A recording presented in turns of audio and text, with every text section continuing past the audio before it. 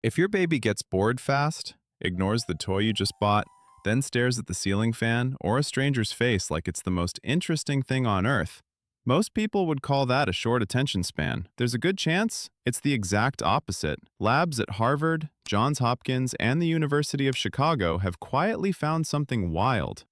The earliest signs of a sharp, fast-wiring brain look nothing like what parents expect. They're not about hitting milestones early. They're hiding in tiny everyday things your baby probably already does, and most parents scroll right past them. So here are 7 research-backed signs your baby's brain might be running ahead of the curve. Number 1 catches almost everyone off guard, and the last 2 are the ones parents miss most. Quick honest note first, because it matters. You cannot put an IQ number on a baby. Anything claiming to test your infant's IQ is selling you something. What researchers have actually found is subtler and way more interesting. A handful of early behaviors that modestly predict stronger thinking later. Modestly, not destiny. A baby who doesn't do these isn't behind, and a baby who does isn't guaranteed anything. Because how you respond to them matters just as much as what they're born with. So treat this as a window into your baby's mind, not a scorecard. Deal? Let's go. Sign number 1. They get bored fast, and it's secretly a brain flex. You show your baby something new, they lock on, they study it, and then, surprisingly quickly, they're done. They look away. They want the next thing. Parents read that as a short attention span. Researchers read it very differently. There's a lab measure called habituation, which is basically how fast a baby gets bored of the same thing. The logic is simple. A baby who processes something quickly gets bored quickly because their brain already got it and wants new information. And this is one of the most reliable early predictors we have. A big meta-analysis by Mark Kavshek pulled together decades of research and found that how fast babies habituate in their first year is meaningfully linked to their IQ later in childhood. And an older review by McCall and Carragher found the same. So the baby who breezes through the familiar and hunts for the new isn't checked out. That's a fast processor asking for more. Sign number 2. They notice when something changes, fast. You move the couch, swap your glasses, put a new picture on the wall, and your baby clocks it instantly. Their eyes snap to whatever's different. That quick, "Wait, that's new," reaction is a window into processing speed. Literally how fast the brain takes something in and responds. In a classic study, Thomas Doherty and Marshall Haith measured how quickly babies moved their eyes to react to things at just 3.5 months old. Years later, the faster babies tended to score higher on childhood IQ tests. Follow-up work by Susan Rose and her team tracked kids all the way to age 11 and found early processing speed predicted their working memory and problem solving. The everyday version is a baby who seems switched on, catches the small stuff, reacts quick, misses nothing. It's genuinely tiring to parent, but that radar you're up against is a fast little mind taking the world in at speed. Sign number 3 is easy to miss because it looks so ordinary. They point at things just to show you, not to get them. There's a huge difference. Pointing at the cookie because they want the cookie is one thing, but pointing at a dog across the park, then turning back to check your face to make sure you saw it too? That's called declarative pointing, and it's a bigger deal than it looks. It means your baby isn't only reacting to the world, they're sharing it, making sure your mind and theirs are locked onto the same thing. Researchers call this joint attention, and it's one of the strongest early predictors of language we've got. A meta-analysis by Christina Colanesi and her team found early pointing is strongly tied to how a child's language develops. And research from Rochelle Brooks and Andrew Meltzoff found babies who followed someone's gaze early went on to build vocabulary faster. So when your baby points at the moon and turns to check you're looking too, that's a social, switched-on little mind reaching out to you. Quick one. If this is making you see your baby a little differently, subscribe, because breaking down what's actually happening inside your little one's head is the whole point of this channel. Sign number 4. They talk with their hands long before they talk with words.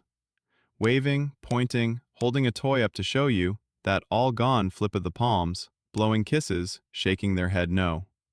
If your baby is a little gesture machine, pay attention, because one of my favorite studies is about exactly this. Meredith Rowe and Susan Golden Meadow at the University of Chicago recorded babies at 14 months and simply counted how many different meanings they could get across with gestures.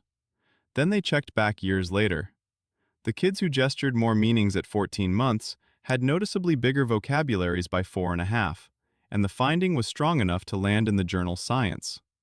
Gesture works like a launch pad for language. The hands go first, and the words follow the runway they build. So that baby enthusiastically waving and pointing and showing you things all day isn't just being adorable.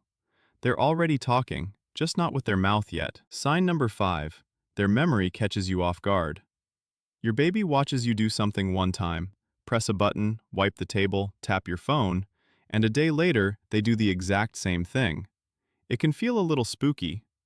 That's a real, heavily studied ability called deferred imitation, and it's one of the main ways researchers measure memory in babies who can't talk yet. Andrew Meltzoff ran the famous version. He showed 14-month-olds a brand new action once, didn't let them touch a thing, and sent them home. A full week later, they came back and copied it from memory. A week. Other studies found even 9-month-olds could pull it off after a day. And that meta-analysis from earlier? Strong recognition memory in infancy is one of the behaviors that lines up with higher IQ later on. So when your baby files away something you did and busts it out days later, that's not a fluke. That's a memory system quietly recording, and a sharp one. Sign number 6 is my favorite because it turns your baby into a tiny scientist. Watch what they do when something breaks the rules of the world. A toy seems to vanish, a ball rolls somewhere it shouldn't. A sharp baby doesn't just stare, they investigate. And there's a genuinely brilliant study behind this. Amy Stahl and Lisa Feigenson showed 11-month-olds impossible little events. A ball appearing to roll straight through a solid wall or hovering instead of dropping. Then they handed the babies those exact objects. The ones who'd seen the impossible thing didn't play randomly. If the object had seemed to pass through a wall, they banged it on the table, testing, is this actually solid? If it had seemed to float, they dropped it, testing, does this really fall? 11 months old, running experiments. The study, published in Science, showed babies use surprise as a signal for what's worth learning. So if your baby is drawn to the weird and the broken and the how does this work stuff, poking, dropping, testing everything, that's not chaos, that's a scientist at work. And sign number 7, the big one, relentless, focused curiosity. Not just mild interest, that deep, locked-in focus where your baby finds something that fascinates them and studies it like nothing else in the room exists. This is the sign researchers are most excited about right now. A very recent study followed babies who, at 8 months, showed the strongest pull toward things they could actually learn from, the most curious ones. Years later, at 3.5, those same kids tended to have higher IQ scores. Their early curiosity tracked forward. And in older kids, the ability to sustain attention, to stay locked on, reliably predicts academic achievement, from reading to math. Here's the reassuring part, and I mean it. Curiosity isn't a fixed trait your baby either has or doesn't. It grows every single time you follow their lead, when they point and you lean in instead of rushing off, when you let them study the puddle a minute longer. You're not just spotting curiosity, you're feeding it. So those are the 7. If your baby does a bunch of them, that's a lovely thing to notice. But if they don't, please hear me on this.